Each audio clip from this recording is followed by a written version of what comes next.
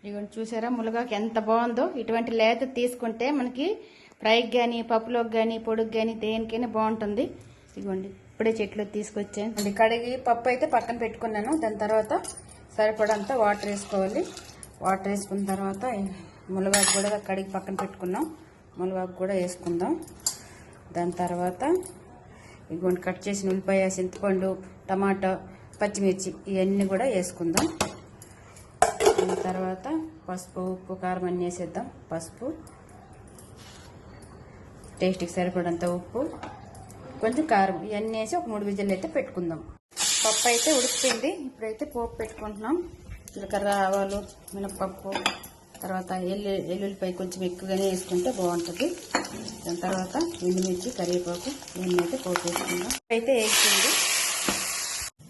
ఎంతో టేస్టీ మునగాకు పప్పు అయితే రెడీ అయిపోయిందండి. వారానికి ఒకసారి ఈ విధంగా ట్రై చేయండి. ఇది మన ఆరోగ్యానికి ఎంత మంచిది మీ అందరికీ తెలుసు కదా.